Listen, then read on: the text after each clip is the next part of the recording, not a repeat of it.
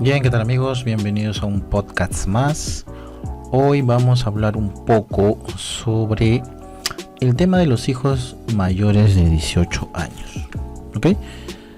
Hay empleados, ¿no? Empleados que, tienen hijos, tenemos hijos, y bueno, algunos ya llegan a la mayoría de edad y hay un temor, ¿no? Un temor porque estos hijos que recién prácticamente están empezando a estudiar, ¿no? Están recién algunos eligiendo qué carrera quieren cursar, ¿no?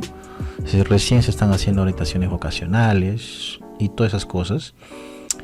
Y hay un temor o una preocupación por parte de los padres que son los empleados, ¿no? Ya que estos hijos pues estaban cubiertos, ¿no? Pero ya son mayores de edad, entonces la ley dice que solo hasta los 18 años. Ahora, ¿qué va a pasar con ellos? ¿No? ¿Qué va a suceder de aquí en adelante? Porque aún no trabajan algunos. Y si trabajan, ni siquiera pueden estar en planilla, ¿no? No pueden estar en un trabajo formal. Y otra preocupación también es que algunas empresas, las que no están en Remipe, a sus trabajadores se les obliga, o mejor dicho, tienen el derecho de entregar la asignación familiar, ¿ya? Pero ese también está supeditado a que el hijo cumpla 18 años. O sea, ¿qué pasa? Si mi hijo cumple 18, ¿ya no me van a dar esa asignación? Imagínense que son dos papás, o sea, papá y mamá están en planilla, cada uno de diferente empresa, y recibe pues hoy por hoy 102,50 céntimos por asignación familiar. Entonces al mes son 205 soles más, ¿no? Entre dos, ¿no? O sea, entre los dos papás. Ahora, ¿qué sucede? ¿Van a perder eso porque el hijo ya llegó a la mayoría de edad? Pues bien, si quieres saber la respuesta a esta pregunta, no te vayas, que vamos a hablar un poco sobre esto.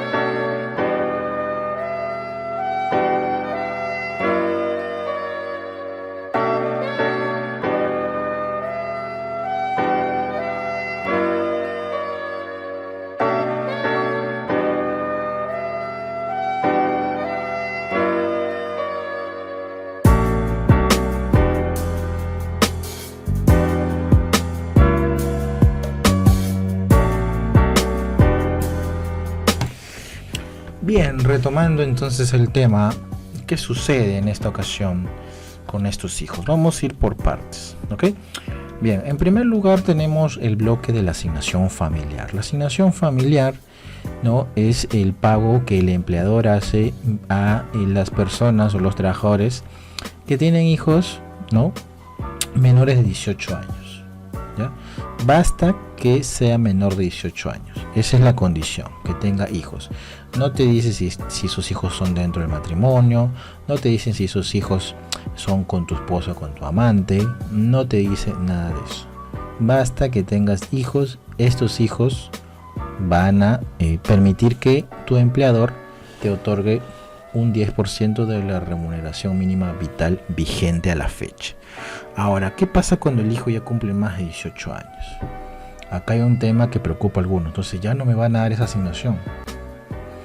Depende. Si tienes otro hijo menor, te van a seguir dando. O sea, te van a dar hasta que tu último hijo cumpla 18 años. Ahora, imagina que tienes un hijo o que tu último hijo ya cumplió 18. Entonces, se entiende que ya no deberían entregarte esa asignación familiar. Pero, en el caso de la asignación familiar, hay un tema que prácticamente permite que si tu hijo ya o tus hijos mayores de 18 años ya pueden o están cursando estudios superiores, sea universitarios o técnicos, ya se puede seguir entregando la asignación familiar.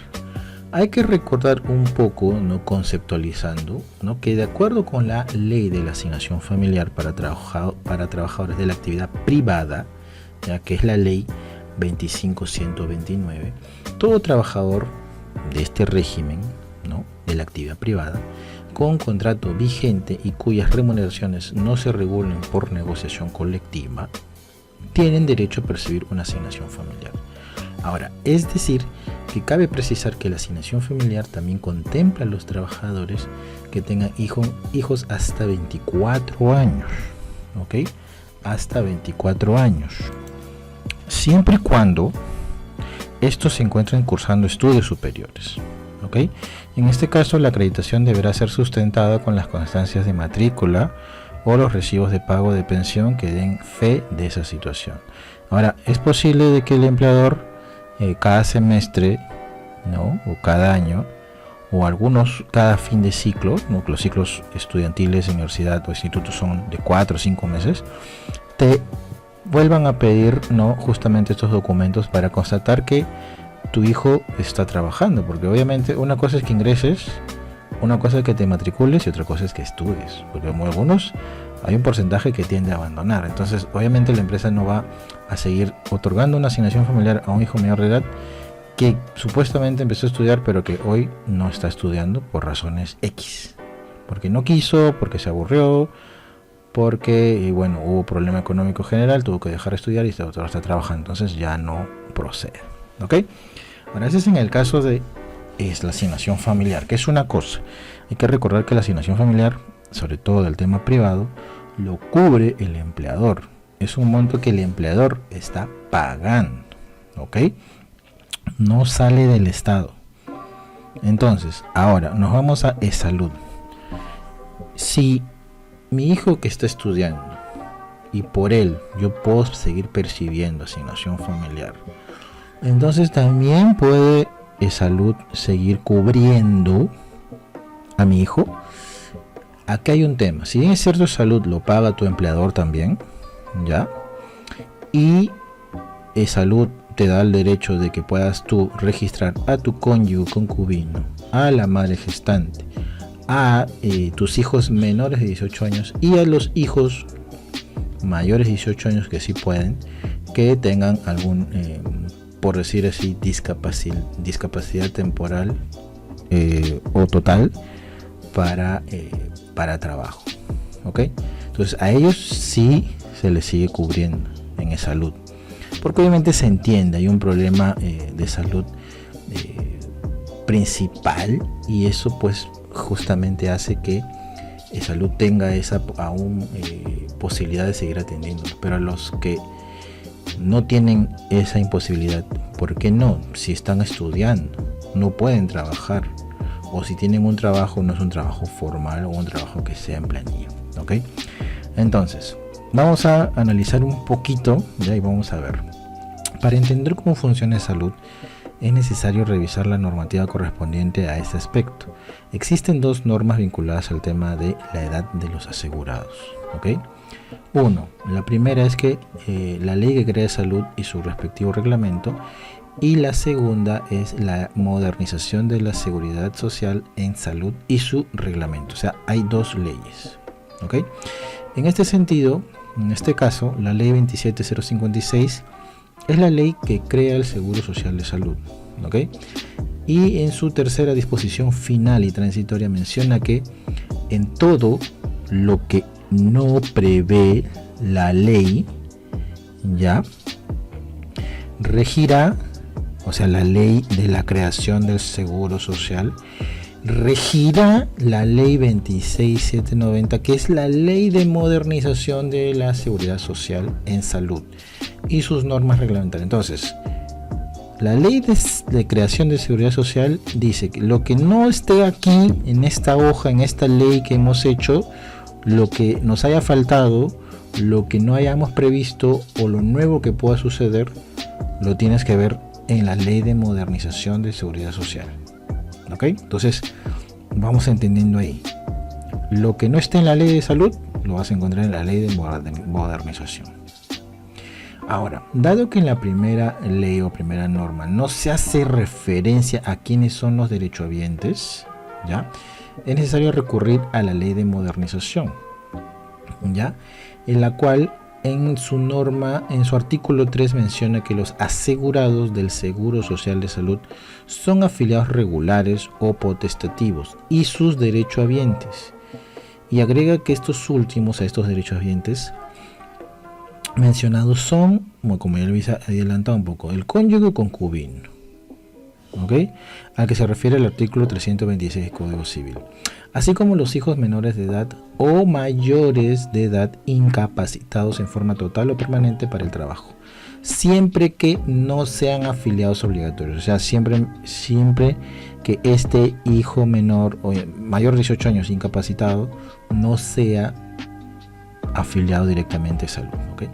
Ahora, la cobertura de los hijos se inicia desde que están en el vientre, desde la concepción, ¿ya? En la atención a la madre gestante. O sea, la madre gestante se va a atender salud justamente porque está gestando. Entonces, ya es salud, ya está cubriendo al hijo, ¿ok? Al hijo y a la madre gestante.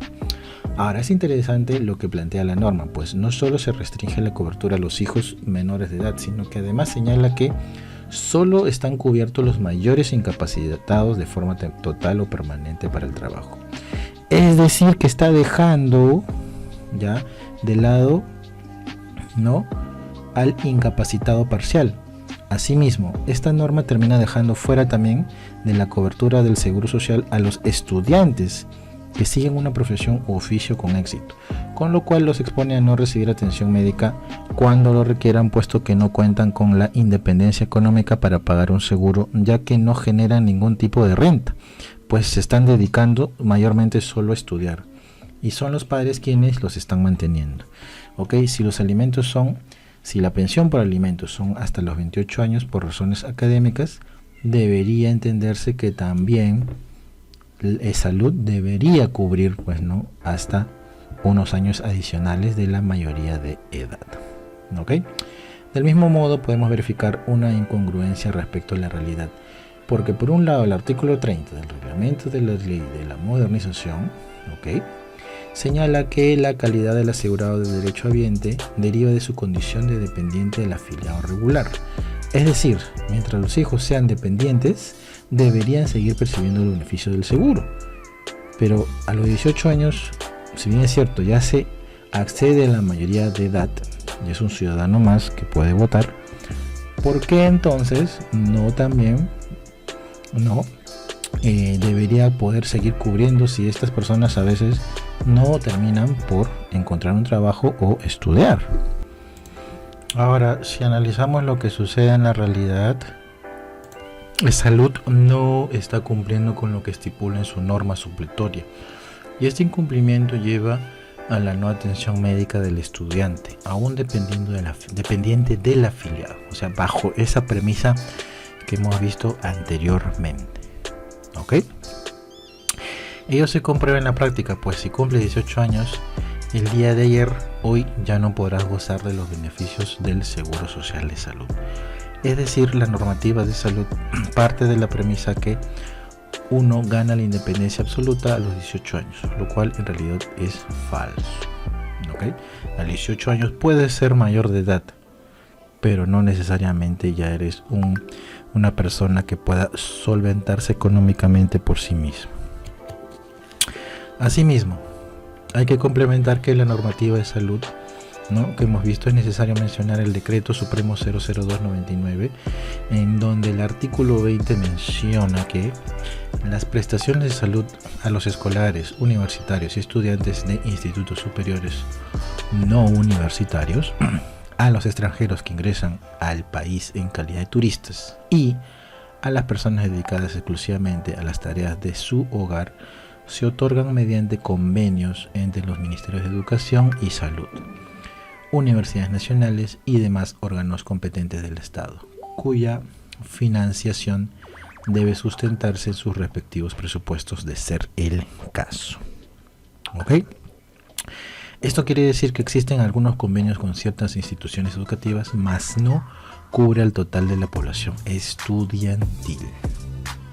Así que hecho esta premisa, concluyendo lo que hemos visto, la asignación familiar sí se permite o sí cubre que el papá, que es el empleado, siga recibiendo la asignación familiar hasta que el hijo, que es mayor de edad, siga estudiando hasta un tope de 6 años adicionales, o sea, hasta los 24 años. O sea, obviamente tiene que demostrarse que está cursando y que está preparándose. Pero en el caso de salud, por más que justamente puntualiza que debería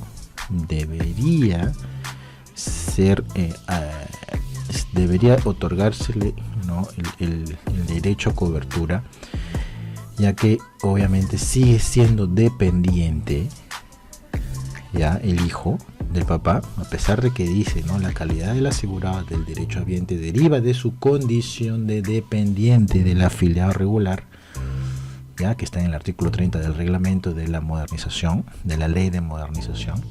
A pesar de eso, no lo está cumpliendo. Llega a 18 años hoy y mañana ya no se puede atender. Entonces, es salud solo hasta los 18 años.